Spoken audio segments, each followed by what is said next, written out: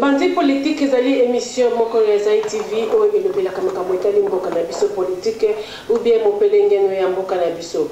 Voilà, ba oyo bozali na bourse boki kolanda biso en direct na Zai TV et puis toza koleka en même temps na website na biso www.zair-tv.com ou bien oya www.zair-tv.co.uk. Voilà, tout ça, les sous na YouTube na biso ya Zai TV et puis na Facebook na biso ya Zai Cap Africa. Alors, avant de continuer, na bino vraiment bon subscribe na YouTube ya Zai TV et ko aider biso bande na bino tout ça dans nos émissions en direct na YouTube. Donc bon s'abonner bande ko bazo ba côté français, bon s'abonner na YouTube ya Zai TV bande ko bazo en anglais, bon subscribe na YouTube ya Zai TV et que pesa biso bande ko na bino possibilité ya aussi na bino ba émission en direct. Voilà le tout ça na terme na biso ya sika géopolitique passe ya Congo et Utawapi.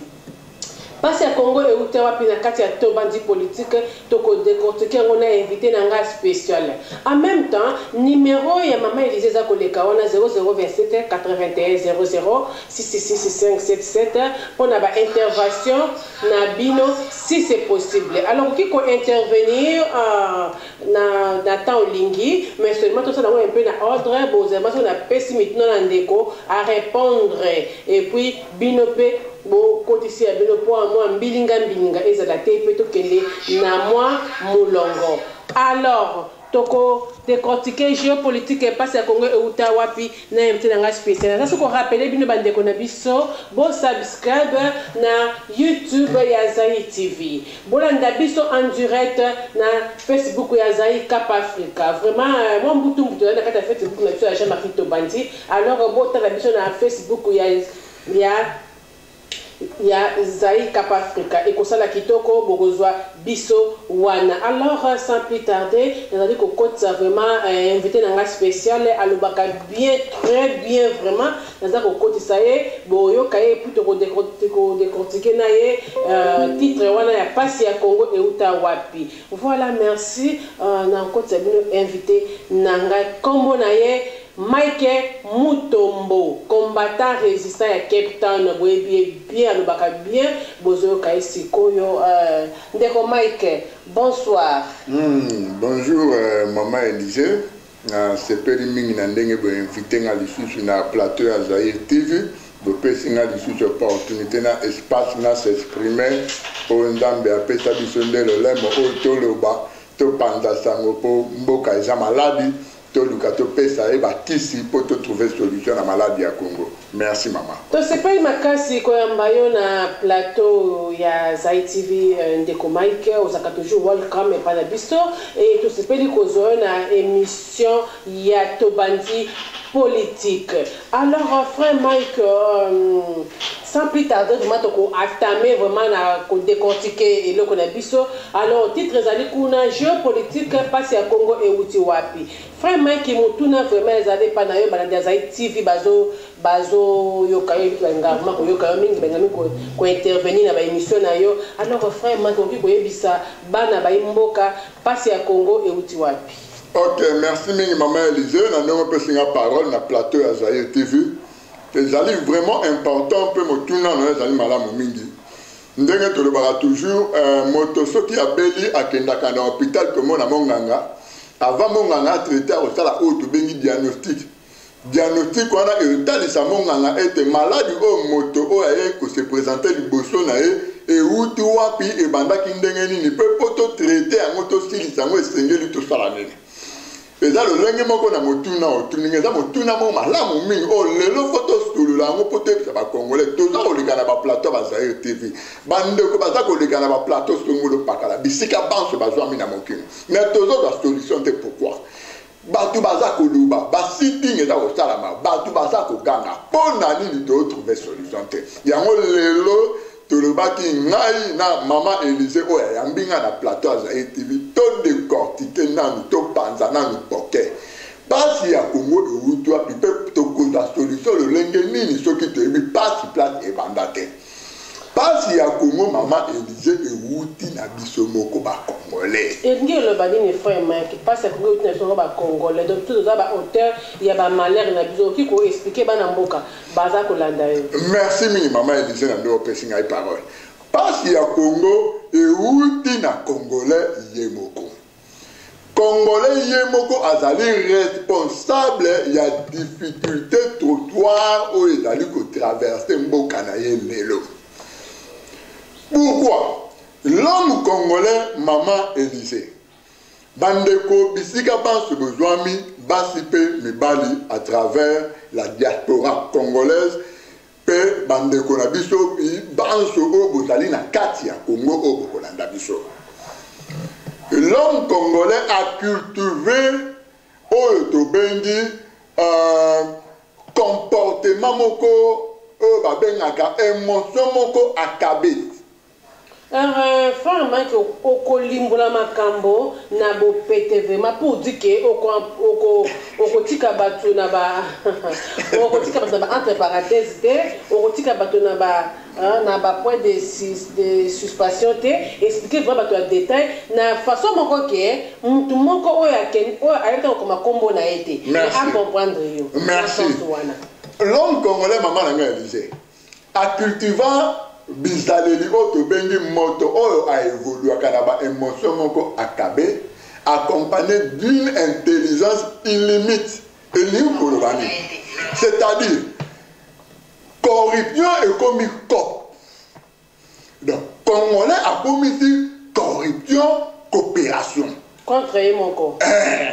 Donc mon paya aye alobi ndeko nazana posa na pesa yo $1 million pour na déloger population moko baza kuna na village moko na Lubero. Alors ce qu'on déloger bango na village wana eza na ba minéraux tant on a ko exploiter yango na opesa yo 5% ya ba minéraux. Congolais a vu même pas taille pour réfléchir moto oyo yo ko proposer nga 1 million pona kende ko déloger ba propre ndeko na nga ba congolais na mabele ya ba koko na bango po ye akende ko exploiter ba mine pour découvrir kuna nga na ko bénéficier kaka na 5%. Donc ye a ko gagner combien ce qu'a corrompre nga 1 million alenga na stali effort na tatu on a dans sur le plan politique na déloger population na village wana basangi bandaka olala na komi kolala libanda ale mon paya wana aye akoti abandi ko exploiter ba mine wana a gagner ba milliards a gagner ba billions wana etalinga te ngana olanda kaka 5%. Je mona place problème ya Congo. Elingi koloba ke frère Mike ce que nous avons na pasi eza ke biso moko to compromettre na mabe o eza comme la biso c'est ça que nous lui expliquer peuple congolais. Merci maman. Donc biso moko tozala ba responsable ya malheur ya bandeko na biso moko ba congolais. Biso moko to fongola porte d'entrée na ba paya ba ya ba détruire Congo na propre mission na biso moko maman. To cultiver habitude, il y a corruption. Donc, corruption est comme un mode de vie à Congolais, maman n'a Élisée. 80% à Congolais comment vivre la corruption. Et ça la nakata Congo, et ça la diaspora Congolais qui va vite dire comme. Et ça kaka na Congo tena bino na kata diaspora. Di na kata diaspora Congolais comment vivre kaka na comme. Office oyo basala kama kambu na droiture Congolais ni am makop. Place bakendara na ambassade ko sala ba demande kangisa ba papier na onyo ndenge ambassade sengio pour na okoka obtenir visa Congolais mimi kop. Na homme affaire c'est pour na ozo papier ba règlement yango Congolais mimi kop. Ba bureau be pour na ozo papier oyo et sengi o respecter ben norme ba sengi Congolais mimi kop. Donc Congolais a cultivé corruption et comme une mode de vie là yango lelo maman Élisée et même biso na kibulu kutu auto dali ko vivre yango lelo. Vraiment que au toucher point moko très sensible. Et ndi ko le ba ke bat o ba ka pa na biso. Aye bien. Hein? Bolandanga bien na Zai TV. Donc mutu oyo frère maki azo ba bongo ke biso ba to donc biso to tant mutu aye bien. Yo o le bien te ko tambo nanga bien te. Kosanga boy, c'est ça le problème. C'est le problème, maman. Donc coopérer boy, donc au Kosa Congo boy. Kosanga ça c'est que Kosa Congo boy. Dans le sens où on a.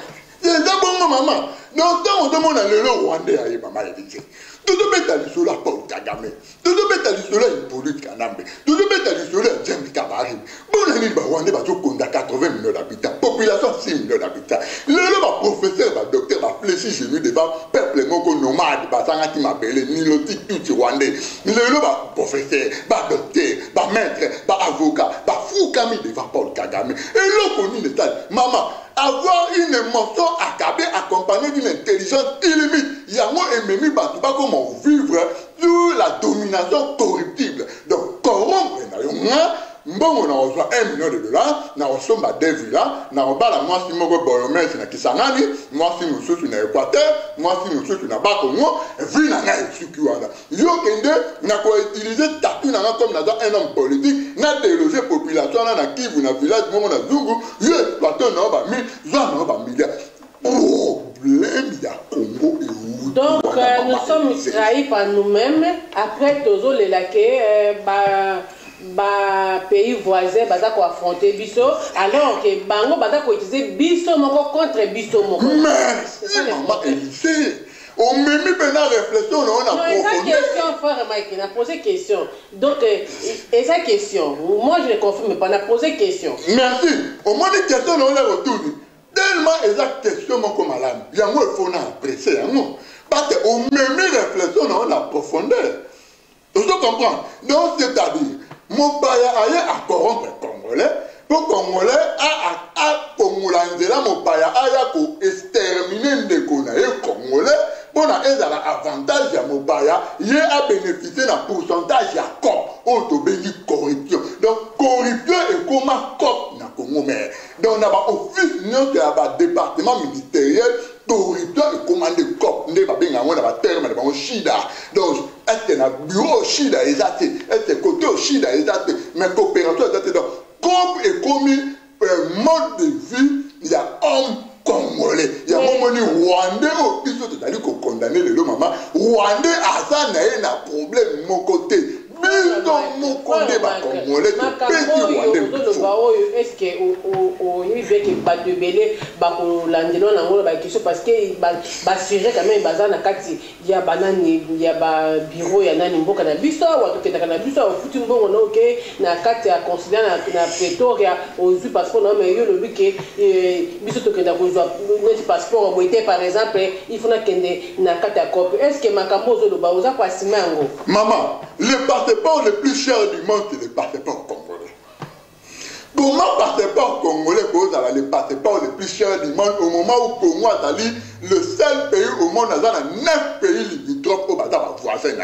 C'est inacceptable dans Mboka, dans Mokili, un pays où Azali entouré de 9 pays limitrophes au bazar voisin.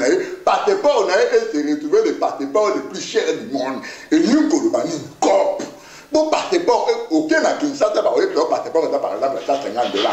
Mais si vous avez $150, on a aussi un passeport, on a commis là, tué, belé, couloir rebellé. On a retrouvé $350 de Koufi pour avoir un passeport.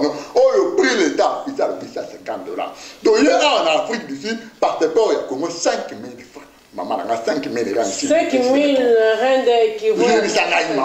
Passeport 5 000 rand. Si on dit 5 000 rand dans nos talents en dollars, et ça équivaut combien de dollars? On se comprend, maman. Donc, au monde que 80% des hommes congolais, cultiver la corruption et comme une mode de vie. Donc, par exemple, le Congo, la Congo, la Kivu, la maman, la seconde général, au bisonant, par Combo, à comme un patron à Vita, à Messi Tangofor. James Kabarebe, un chef d'État, un chef d'état-major de l'armée rwandaise, ancien chef d'état-major de l'armée rwandaise, a utilisé à déloger la population au bazar dans Kivu, à fournir armes dans la milice rwandaise au Kigali, Kivu, pour exterminer la population autochtone nande, congolais, pour rwandais, remplacer dans la village. Est-ce que vous comprenez? Alors, frère Mike, dans tout cela, donc les Congolais a déjà corrompu Yemoko. Merci. Contre Yemoko encore. Merci. Alors, frère Mike, causons sur kakawana parce que terrain on est vraiment mon boulot to coach on a moyen de matin faut quand même une solution idée mon boyer alors solution ni to cause apporte bima na kata piste wana merci maman piste ya solution ni ko zo mawana tellement tozo lela pour déjà tozo mona ke ennemi na biso za rwandais oyo to yebi na kata diaspora awa hein sikoyo frère Mike est-ce qu'on a chiti à Simasusu lobi mais rwandais a d'autres travailler kaka na un congolais contre un congolais. Merci. Alors quelle piste de solution que peut ça bandiko? OK, merci. Solution est maman. Solution on a eu résultat Mike Mutombo na peste là-bas congolais. Il faut éliminer physiquement tous les anciens figures de la Deuxième République où on travaille actuellement dans l'occupation. Éliminer physiquement veut dire quoi? Il faut qu'on mabango physiquement.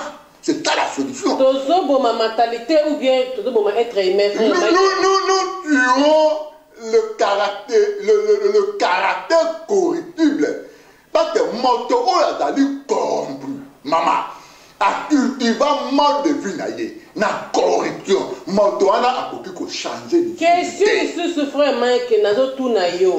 Toza ko boma mentalité il y a corruption ou bien toza ko boma bateau parce que corruption. Il faut tuer les humains, il faut que boma bango physiquement. Les pendre ou bien les il faut les pendre, il faut les tuer, il faut organiser des actions ciblées sur les terrains à Kinshasa pour les éliminer physiquement, maman. Les anciens figures de la Deuxième République, le porte d'entrée dans le Rwanda, il faut les éliminer physiquement, il faut les tuer. Les anciens figures, il y a Deuxième République, donc Batamobutu, disons. Oui, maman, mais Batamobutu, il y a occupation rwandaise dans le Congo. Donc, le Congo est sous l'occupation rwandaise. Et ça, bouddhistes, ce sont des mots bouddhistes. Bamokolo Bongo, Baba Fundraï, Tekomate, Baba Oh, Nasana, Oyozomona, Baba Didier, Tumba, Banane. Ce sont des mots bouddhistes. Vraiment, c'est chaud ici, pour comprendre depuis son vraiment. Tozo Bundana, frère Mike, il y a ma confité, mais il y a des débats, pour comprendre depuis son frère Mike. Mais maintenant, on va ça, barcabiliste. Comment on se met ma barbe, c'est la caca. Moboutiste. Qu'est-ce qui ne va pas? Parce que même Bazo Bengalelo, Mobutu qui est dictateur, mais parce qu'il travaille, pas peur. Bon, Sikoyo, Baza, Bakabiliste, comment on se dit Baza, Moboutiste? Qu'est-ce qui ne va pas? Il y a un lobby, dans le lobby, on dit tout à l'heure, la question de la Rotumaki. Dans le lobby, maman, je fais des recherches personnelles et j'ai compris que l'homme congolais est animé avec une émotion accablée, accompagnée d'une intelligence illimite. Congolais à Zalaka, dit le lot de nature, homme congolais a fonctionné à Kanaba émotion. Homme congolais a Zalaba intelligence illimitée. Aïe bakate na ko banda problème wapi na rosela une solution wapi. Donc, à vivre dans la planète Terre sans solution. On moto normal ou à salami à Zaïkela Mandambe à vivre un problème na solution. Il y a depuis problème, il y a Congo bandit, solution et eux doivent mater. Pourquoi? L'homme congolais doit fonctionner dans problème sans solution. Or, être humain à fonctionner dans problème sans solution. Si vous avez beaucoup de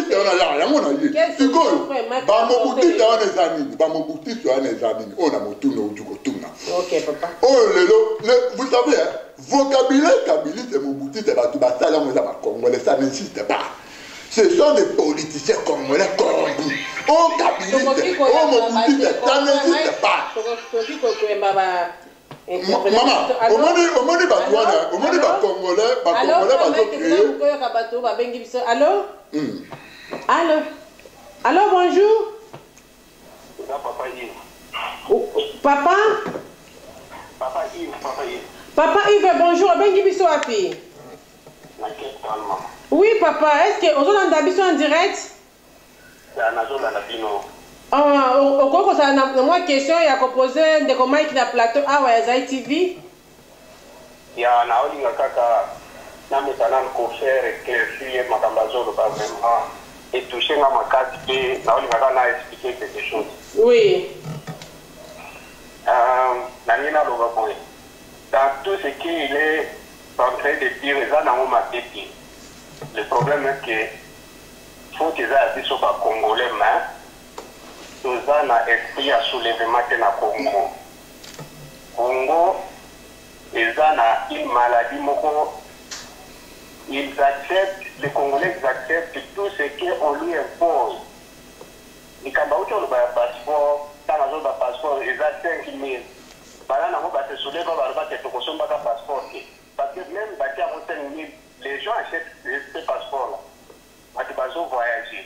Alors, papa Yves, piste il y a solution au tu copé ça parce que le Congo passe à Congo et où na Congolais. Au on a un peu à bref. Alors, piste il y a solution yo qui copé ça biso idée. Solution ezakaka tous à l'amour. Amour il faut réunir na Congo. Le problème est qu'il faut tout lingana na Congolais avec Congolais baye bana que tous à bande ko quelque soit uzana mboka nini ozalaka mutalani nini mutu ya village nini tozala bomoko. Frère Mike alobi il faut que boma basien politicien wana physiquement. Non. Ça ne peut pas se faire parce que c'est difficile. Parce que les gens qui nous dirigent bazar unis comme les gens qui dirigent le pays. Et pour la ça c'est pas de trahir ça sera difficile. Et il n'y a aucun pays dans le monde et pour ma politicien ou bien mauvancier ou bien ne s'intéresserait jamais. Et à la Nabaïdé le problème est que tous à la unis, tous à l'esprit à soulèvement, si on dit non, ça reste non, si on dit oui, ça reste oui. C'est comme ça le pays marche. Il y a un moment où on va se soulever. Non, mais pour les Congolais, c'est le contraire. Dans le but, non, oui, soutenir négatif, soutenir positif. C'est ça le problème. Merci beaucoup. Est-ce que au cours de la awa? Bon, moi, pour pour moi, je n'accepte pas que le Congo, les autres qui n'acceptent pas les Rwandais, ils ont quand même et le président qui est maintenant à Zala décisif, a appliqué la loi congolais Aïe-Bana, qui il est, et pour défendre le droit congolais dans le cadre de Mboka. Étranger Aïe-Bana, étranger, citoyen congolais Aïe-Bana, citoyen congolais. C'est ça le problème. Merci beaucoup. Je pense qu'on a toujours en ligne Kolanda Biso et ce qu'on a sous besoin, Yakobenga, nous sommes là. Merci Papa Yves. Merci beaucoup. Merci. Frère Mike, Oyoki Alobi, et vraiment Makabolobi, et Zananzela, il est pas ça pour yo, mais seulement que Koboma Bango, vraiment dans le pays, mon côté, Bazo Koboma, ces politiciens pour trahir Mboka, parce que maintenant, Baza ini, Baza na tête à pays, et vraiment impossible que le pays a livré Bango. Alors, papa, il va se lancer dessus. Ok, la place on a le babou. Il y a un moment où un titre émission dans le géopolitique passe à Congo autour. C'est-à-dire, situation au Congo a traversé, et ça va pays où va traverser la situation. Alors, pays où on a, tant on va comprendre que parce que on vivre le loco va pas on a pas au condamnation dans mboka auto mona le cola à l'époque on avait 40-45 les allemands à ça occupé ba territoire en Europe. Les Européens vont comprendre que na kati na biso na mboka na biso ba traître bazali a o ba collaborer na ba pa pour ba biso ndete mona na ba France ndete mona na ba Belgique te mona na ba Russie na URSS à l'époque te mona ba pays on a ndete mona maréchal Pétain lelo et bembena ba comment que ndeko subila on tala on pas à la traître ndete mona général de Gaulle quand a libéré peuple français na occupation allemande a fusillé 130 000 français maman a Boma 130 000 français c'est très très pour Mboka en France de la libération et ça va payer on va traverser la situation où on peut traverser les lots bon papa n'est pas là toujours sensibiliser toujours mobiliser mais toujours réciter pour nous toujours la non père qui grand toujours maintenant qui m'a tout cas malade il y a occupation au banani va causer on banani va responsable à pas na biso ba français pour les lots ba ma ba condamner sur la carte France donc on va tali ba investigation va tali ba recherche va tali na service de renseignement donc il y en a ba généraux il y en a ba politiciens il y en a ba hommes d'affaires il y en a ba entrepreneurs il y en a commerçant bango nde ba participer ba livrer la bango biso ba ndeko na ba français na maboka ba ma ba ka ko massacrer biso ko boma biso alors total na nduke pa na bango eza lo lengi moko na alors frère Mike olobani na ba famille ya ba politicien na o so promettre ko maman ona ngai Mike Mutomba congolais oyo aza na kati ya congo na diaspora bamapinga bazwa formation bayebi ndenge basalaka malobo nazoloba na vocabulaire les actions ciblées il faut les tuer physiquement il faut koboma barace wana tout wana nde kopesa solution. Merci. Merci beaucoup Bolandi frère Mike a changé ba mona été assumé yango il faut tuer bato yo bazako teka mboka na biso Congo ça n'engage que frère Mike et ba propos na ye a pesi yango avec ba assurance ebele. Alors frère Mike jusqu'aujourd'hui Félix Tshisekedi Tshilombo azako travaille toujours na ba assiette dauphin wana ya Kabila. Alors question ezaboye ba mboka baza kotuna motuna mais azako travaille na ba assiette dauphin ya Kabila mais bato wana bato baleli ke pendant 18 ans ba bomé mboka nyonso ekufi donc na niveau nyonso ekufi. Alors lokola ye azaka toujours travailler bango par rapport na accord wana oyo basalaki. Alors bato tuna est-ce que kozala na power ou bien na pifo na makoki avec bato wana a changé bango vision babongisa mboka basala te o basala ki 18 ans passé. Merci maman. Moyibi asali na kanambe Moyibi babomi mboka pendant 18 ans. Moyibi ayo coopérer na Moyibi o bandomé na copie ya Moyibi pour na tabata puis uza matabajon yo ebisanga babongisa mboka. Babongisa mboka basali na Hippolyte Kanambe Moyibi Rwandais aye complicité na biso ba congolais ba aider Rwanda ya konza bango bafuka mela e ba yiba ensemble na Rwanda comme milliardaire to ba miyibi wana bango mutu ba coopérer na Rwanda le roi to a problème na ba partenaire na biso extérieur ba belge ba américain ba français tikato za mwana Tshisekedi o to coopérer banda kala roi da Moyibi to tie wana na tane ba tapi uza mataba ba jo mais ya da couverture na biso to yebisa ngati ba ko bongisa mboka ba ko développer économie ba santé mais si seulement que Félix Aza bateau de Moïse qui a voulu transformer Nyonso et que Salema. Félix a eu pouvoir dans Moïse. Vous avez compris maman? Tu as commencé à monter. Tu as aventure. Tu as ta opinion internationale vérité. Félix a eu pouvoir dans Moïse. Na coopération na corruption. Ce qu'on yebi sanga. Na bateau batali 18 ans na Moïse. Bazu Moïse batie wana. On va coopérer avec Moïse. Na espace il y a 7 mois si je ne me trompe pas. Na espace il y a 7 mois depuis après Takisterman investiture à Talaki le 24 janvier. Na janvier 2019. Dis-le na trésor public.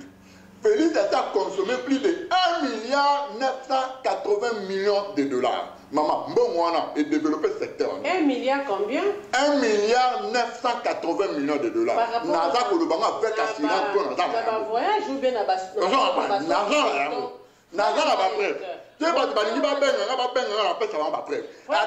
maman a consommé notre trésor public 1,900 millions. 1,900 millions 80 000 dollars na trésor public. Bon, on a eu au Félix Azuara et faire fonctionner le département d'une autre monnaie changement. Département à côté. Social, chaos. Éducation, chaos. Santé, chaos. Tous les secteurs, chaos.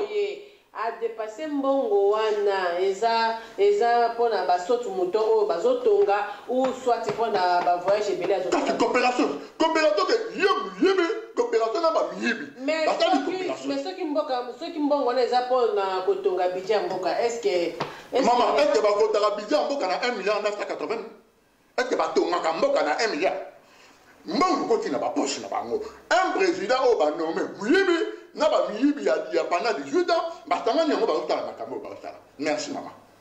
Question na biso na nous répondre te ba ko réussir ko transformer bango ou bien bango ba ko transformer. Merci. C'est-à-dire quoi? Tshilombo à côté pouvoir na coopération na corruption. Azo travailler na ba corruption. Et quoi apporter le commentaire mboka maman. Et apporter changement de maman na ngai lycée. Voilà, boyoki ba propos ya frère Mike catégoriquement que et comme ça nango eloko. Et comme ça nango eloko monte maman changement et boya nango te pas ba corrupteur. bazo collaborer na moto oyo animi corruption pour anyataka ba tapis rouge asala ba voyage touristique à visiter ba pays nyonso ya monde yebita na changement ekosala mawapi na mboka ya lolengo wana. Frère Mike toke directement les sous na question moko vraiment il faut toke nango malembe bato besoin de ça vraiment attentif parce que toujours quand vraiment na makambo moko ya muselu makasi eza ko senga biso na bino to manyolango malamu. Alors frère Mike, président Tshilombo Félix a un mandat 5 ans. Alors on a un mandat 5 ans, on a déjà une année, donc dans 3 mois et demi, une année aussi là. Alors on a une année aussi là, on a nano gouvernement est fonctionné. Alors donc n'a pas calculé le président toi il a 4 ans. Alors 4 ans on a une année sous que ça pour préparer l'élection au Ezoya. Pour dire que pour travailler vraiment tout le monde a 3 ans parce que 5 ans année président qui s'est mis sur ma camouya pendant 4 ans. Alors partenaire FCC a bloqué une année dans le gouvernement et bimité. Est-ce que ça c'est que le président a proposé un résultat malam en 2023? Est-ce que vous avez dit peuple nini? Est-ce que bateau ya Moïse est fonctionné ou bien handicapé ça? Merci maman la motuna mon kitoko le dernier na photo limbola malam peuple inconscient avec une émotion accarée, intelligence illimite. Il faut te expliquer vraiment comprendre. Problème est avec maman Nangali. Félix Tshilombo Azali nommé. Nous avons expliqué dans la vidéo précédente la robotation d'action des mots. Je comprends. Donc c'est-à-dire comportement Tshilombo na président de la République et d'accord refléter moto Azali na effectivité à pouvoir d'être. Comportement Tshilombo na magistrature suprême et d'aller que talisanda qui ça été moto oyo azali na bifo na mabanko te ya moto koki ko benga ngo accord te basi nyaka jamais accord entre gouvernement sortant et gouvernement entrant te wana faut ko benga ngo la nomination. Il a été nommé par Kingakati au nom de la personne Ignazi Kadogo Sauvage. La 4 ans et Tikali. Est-ce que le président a fait un miracle Maman, na 4 ans et maman, na 4 ans à Ostala et l'autre côté parce que Babanda Likamuna commencement. Aujourd'hui, maman, Likambo est dit administration, organisation et gouvernement. Et voter un budget pour faire fonctionner tous les départements ministériels et répondre à nos besoins de la population. Nous avons un début de l'ébandé. Tant que nous avons une investiture, la population a accepté. Nous avons prêté serment devant la population, devant Dieu. Nous avons mis un plan d'action, nous avons composé le gouvernement, nous avons des jeunes compétents, intègres. Travaillons pour l'intérêt de la nation. Na ébandeli déjà maman. Et tali sakabanda qui s'en a action. Dans mon moni balubi ba observe un chef de l'État après 100 jours. 100 jours on est dans la intervention de Pierrot Kabuya Moulamba. Je ne suis pas d'accord avec son opinion. Azad d'accord on a entendu qu'on répond de Pierrot Kabuya Moulamba nini. Merci. Ndekonangai kombo na ena Kabuya. Kabuya, comprendre déjà. Non, vraiment, qui répondre. Kabuya. Moi, mon nom c'est Mike Mutombo Tchabola. Chingomba, comme Bakokunangai. Je suis cassé un moulouba, mais je ne suis pas un sentimentaliste. Beaucoup de mes frères cassés un louba, vous animé le sentiment. Parce qu'un louba est au pouvoir, il est nommé, Bisotuba to accepter ce qui est inacceptable. Non. Yosoko d'aller animer, n'a-pas émotion mongo, accabé, une intelligence illimite, ce n'est pas moi Mike Mutombo na Olanda mouvement. Ok, d'accord, Pierrot Kabuya Moulamba, je pense que vous réponse non, liberté, Zali, frère Mike, Azapé d'accord na ba opinion na ote, donc à chacun sa liberté. Alors frère Mike, question wana to ça na quatre question wana. Est-ce que depuis qu'il y a 4 ans au etikali le peuple attend beaucoup de Félix. Na katia kini baso de la mingi pour na Félix. Na ba province baso de la mingi pour na Félix yomoko oyebi. Alors na minute yo ndeko Mike Mutombo naza komi adressé na yo. Est-ce que oyebi que diaspora pe aza kozela mingi pour na Félix. Alors peut ça ba comment éclaircissement ba to pe mitema ekite po to zo de la pe bébé ngo abota mande gouvernement pour makambo e marché. Donc pays za na kati marque le pas pendant une année président a perdre une année na ye atika na 4 ans faut accélérer moi retard to couvrir retard on a le ban no un mot vraiment pour consoler bana mboka maman ngai un mot au bana mboka ba ozela ngai Mike Mutombo na le bana bango Félix le président nommé ne fera rien et il ne changera rien pour le peuple congolais et ça là wapi et ça là ma wapi dans un état où azali membre ya charte ya ONU 7 mois sans gouvernement. Et ce talita des andakitake. Et logo ya malunga et ça la maté pourquoi? Comment un partenaire a freiné soi-disant un chef de l'État pour obéir sa gouvernement? Un partenaire, un ancien chef de l'État, soi-disant Congolais, a commis partenaire, a freiné un nouveau président pour abîmer sa gouvernement représenté devant la population congolaise. Non, maman. Non. Donc, pour la frère Mike, il y a 4 éticali, miracle les athées, on peut s'habiller. Et ça, maman, elle dit, miracle, moko, et ça, la maman, terre. Kolo miracle dans Dame, tout est dans ma bande. Frère Mike, donc, Yomoko, o yebi mounene ya IDPS. Combat ya IDPS. Aux assurés qu'effectivement, à Kondima, que la 2023, dans le néa. IDPS a des sous mounene, parti politique a dans la monnaie ne sera pas unique. Le parti politique c'est Kabani, bata dessus. Kabani. IDPS Tibale comment? IDPS Mobake comment? IDPS les fondamentaux comment? Mais quand il y a un autre monde qui IDPS a dessus na force, c'est pas Rwanda, ba Dieu ba utiliser. Yo yebite que na Kinshasa na Tibala ça va IDPS. Yo yebite que IDPS Mobake zali. Ou yebite que IDPS les fondamentaux ba banda ma solo na papete. Pour ça que le bana IDPS maison mère o ya limité pour yebi que ça quand même. Non. IDPS est dans le sous maison mère. IDPS est pendant na pas te dans le sous unité. Maman, il faut comprendre et respecter ma vocabulaire, na ma grammaire. Unité et ça la force na mouvement au bazar uni. Mouvement au bazar unité bazar le sous. Ndeko Makengo alobi avec ba conseiller ya diaspora Félix a posé un budget 0 T, Makabo Simba tout bondimate. Donc 4 ans et que le 18 à Kabila répondre à Ndeko Makengo. Mbaki pour ça frère Mike c'est la plateau Vraiment excusez-moi maman Elise. Non, c'est quand vous étiez dans le plateau, ça y est, tu viens. C'est comme ce qui se fait mal que donc, Makabo est bien à voir donc. Maman, elle dit ndeko oya utu ko le baba propos aza mboka ni. Ndeko Makengo a commis mboka net parce que azo komana nane. Aza mboka ni. Je ne crois pas na ebi place à Zate soit que comment na porte parce que après été diaspora.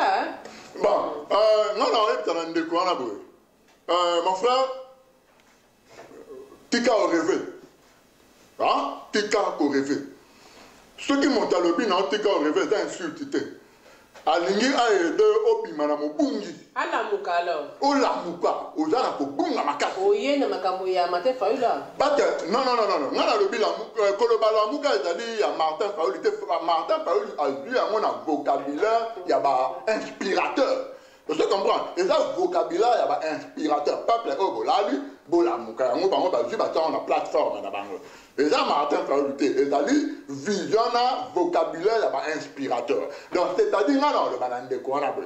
Ceux qui montent au Akoki Kobomisambo pendant 18 ans, yende azali partenaire, puis yende appelle sa ministre, yende appelle sa président du parlement, yende appelle sa président du Sénat. Na soi-disant président a nommé Félix Tshisekedi. Tu vois, yebitanga Boni Félix Tshisekedi doit travailler pendant 4 ans, plus mieux que les 18 ans à moto. On a des partenaires, on a des Félix Tshisekedi, le président, il y a pas porte clé, on a un total de la Osiko. Il y a un alobino, tika ko rêver. Merci. Merci beaucoup, Ndeko Makengo. Frère Mike Alobi, Lamuka. Mais puis qui est coupé, ça ne peut Kanda Sokaza, Moutou, ya failli lutter aux yeux, c'est Lamuka, héros, et puis qui est qui te. Non, on dit que Lamuka est allé vocabulaire, il y a un inspirateur, c'est-à-dire, Batoubadaraka inspiré, le peuple est tellement dormant, il faut tout le banner à Lamuka, à Téléma. Donc, il faut que le vocabulaire, le peuple comme là, trop, il faut tout créer plateforme tout à Lamuka. Merci. Ndeko Makengo, écoutez, place aux alliés, Lamuka. Merci beaucoup. Alors, tu vas continuer, frère Marc, tu vas continuer, souka yako suki sa pona lelo et monsieur pona lelo. Alors frère mais volume de namu tali to continuer ya problème ezate plateau ya Zai TV eza pona yo anytime soki okoya to bandi politique eza vraiment émission oyo eko fungola yo makambo ezoleka na Congo po toyoka kaka na ba Facebook na ba chaîne balobaki mais awa toza kofungola yo en détail na langue nyonso oyo okolinga po o comprendre. Merci au moins bandeko mingi bazoka ne français te peut-être après na pays anglophone ou bien za kapela kini mais ba lekisika mo ba mo na nani TV coalition eleki ayebiti na kombo coalition te afin de kaka mais il faut ko limbola ka bandeko ba comprendre ndenge bandeko susu ba Fabien bazo sala vraiment na détail ça qui toko makasi ndenge tozo sala na to bandi politique. Donc frère Mike tozo kota siko na question na biso ya Afrika mais question ezo senga vraiment o kitsa mutema o expliquer batu na ndenge ekoki. Frère Mike maman Félix Tshisekedi Tshilombo Antoine président na biso ya RD Congo. Alors atiki défense na maboko ya FCC. Tokene malembe bandeko question na ngabula ndango très bien. Président Félix Tshisekedi Tshilombo atiki défense na maboko ya FCC. Tokene nango lisusu ngi koloba boye. Président Félix Tshisekedi atiki armée na police na maboko ya Kabila. C'est ça.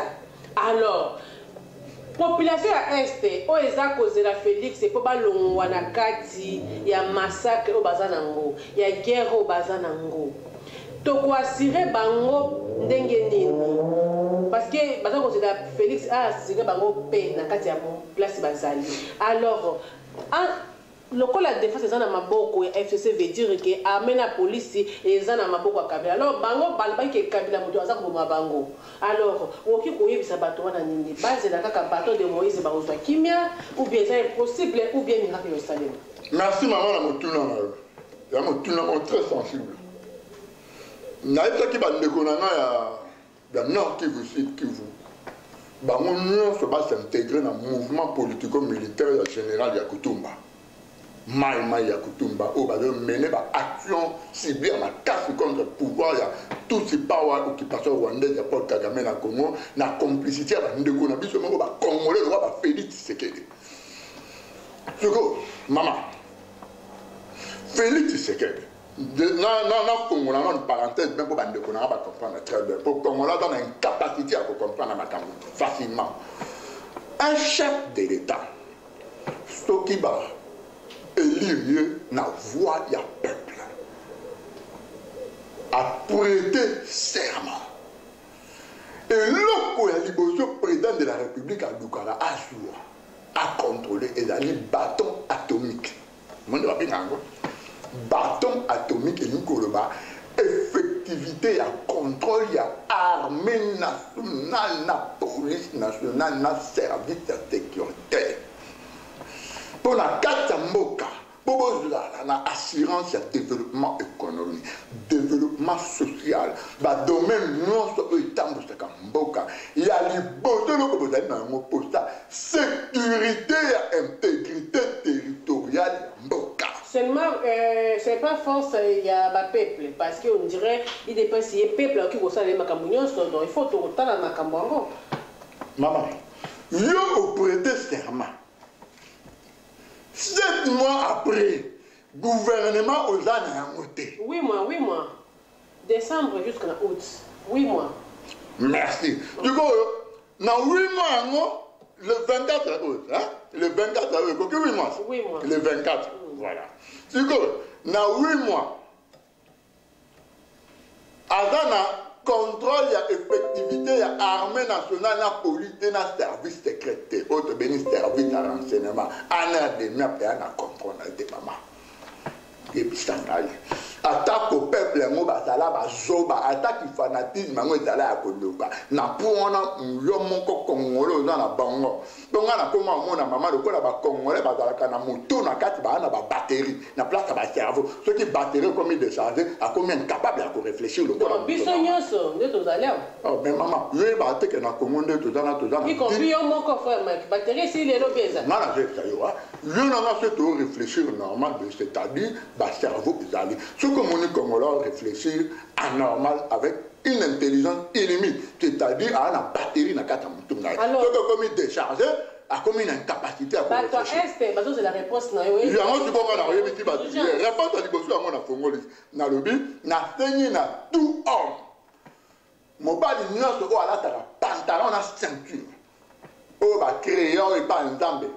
Homme. Tende que s'intégrer dans milice politico-militaire, maï yakutumba.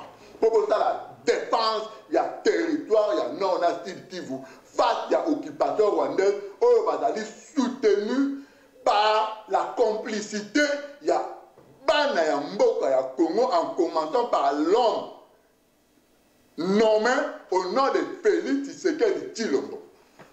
Wana on a talisi bandeko ya Kivu. Bandeko suko o baza na diaspora, na ba o bazali na Kinshasa na ba province mosusu. Azali na contrôle ya armée ndeko na ngai. Na sensibiliser na évangéliser yo na monoko nini pour comprendre. Oza na bango. On a mon temps, on a l'analyse, on comprendre. On a la lecture. On a un moment, on a compréhension, comprendre. Mboka et Outu, et ce que nous avons, Mbeba et Zawa, tout est mélange. Si le mazo contrôlé à mettre ce que vous avez. Question, c'est-à-dire que même ceux qui, FCC, basé, ministère wana mais président c'est-à-dire likolo ya ba ministère donc yoka bien ndenge de Colombia wana même ceux qui basé Sénat basé parlement basé ministère mais ni na mboka ya biso constitution le que président c'est likolo ozo comprendre likolo ya ba poste wana nyonso c'est ça le problème donc na comprendre que ça au départ na utu koloba tout à l'heure awana ndeko. Un chef de l'État se a prêté serment et l'autre a doit un bâton atomique. À comprendre la réalité.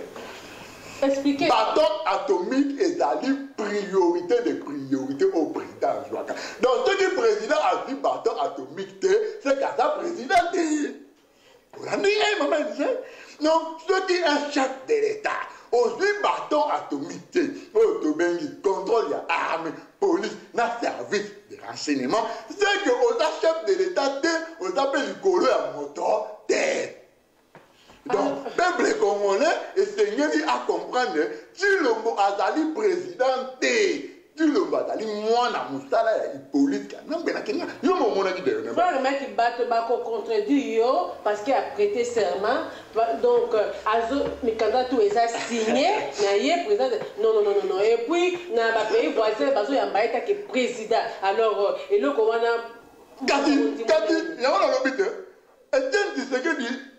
Actuana oya salaka ya ko tromper vigilance opinion nationale et internationale na résidente ne bobenga ki ngoni prestation serment est ba prestation serment na ndak te ngona la ka fanti oyo na bo yango na lobi na binote tant to solo ba awa la prorogation d'action des mots, c'est-à-dire vocabulaire na vocabulaire et animaka action ya mona tout on a le bibo yo ça est crédit ti tango nini ti mutu vraiment a komi na kata maman obi pona nini bao kosa ba congolais bao kosa bino ba congolais bazo congolais mabewa mususu no tanga te maman bazo kosa opinion nationale dans la diaspora congolaise dans la diaspora dans les médias occidentaux na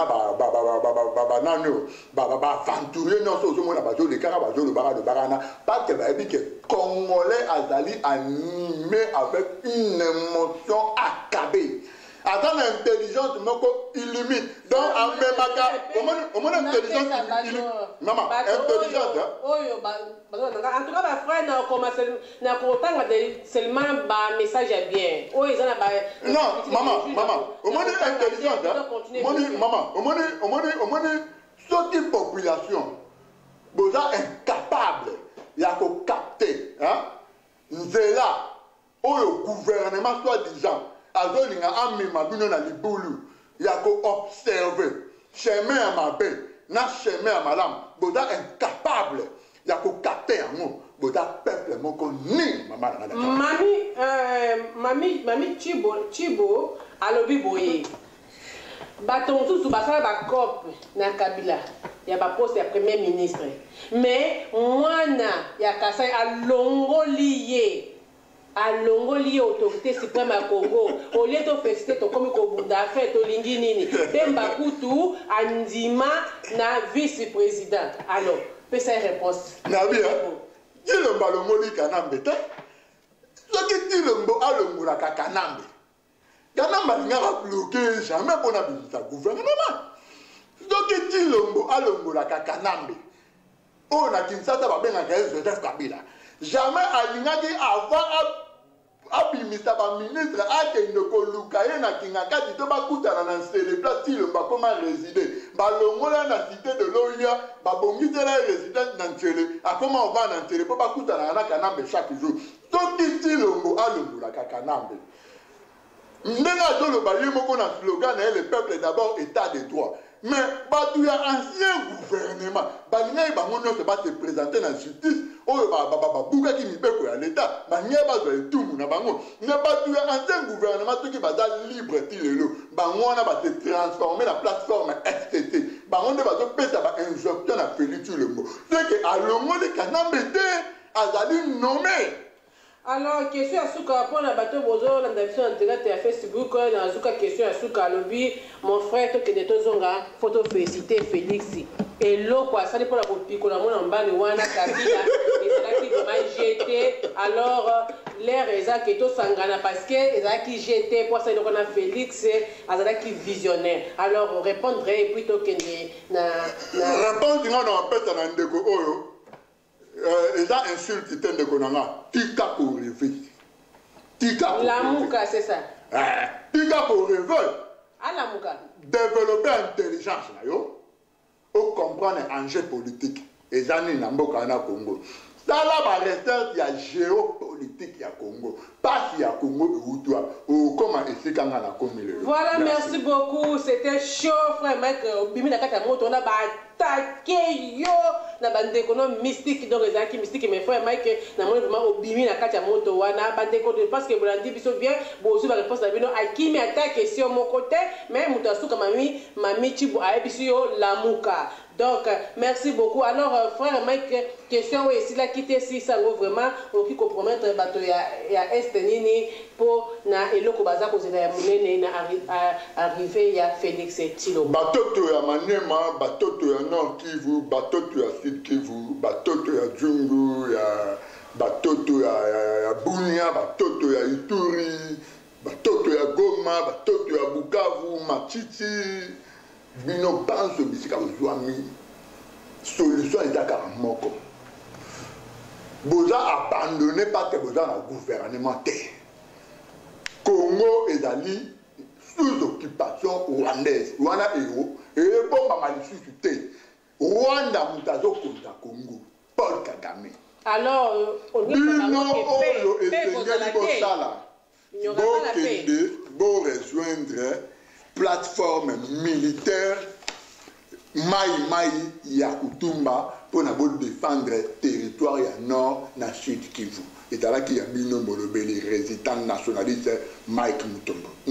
Merci beaucoup Bolandi, vraiment frère Mike Mutombo a expliqué biso passé à Congo et Uchiwa puis c'était donc ouvert à le baka vraiment nyonso frère Mike merci vraiment ko yambo na kati ya plateau na biso on lobby vraiment bien on se lobby bien bande copé ba lobby paye bien on répond de bango paye bien donc l'équipe qui to coming mais je pense que passé à Congo to aussi na noté parce que ça vraiment tellement monene que to continuer sur ce jour nous to aussi ça ngoli sur ce ko continuer ko lobela parce que Parce qu'il y a tellement vaste, on peut le 45 minutes alors comme vraiment na suka ya émission na biso alors quand tu bino subscribe makasi na YouTube ya Zaï TV bo subscribe makasi bozo mona biso na émission na biso ya mutozaka mutu weekend oyo tokoza suka na bino ezalaki bongo mama Élysée Tobandi to pesi mbote est-ce que okoki ko pesa mutu mbote si c'est possible frère Mike? Ouais, merci maman na pesi na mbote na président national nana ya parle que papa on aurait bande ndamboko Tumba, longue vie et quand vous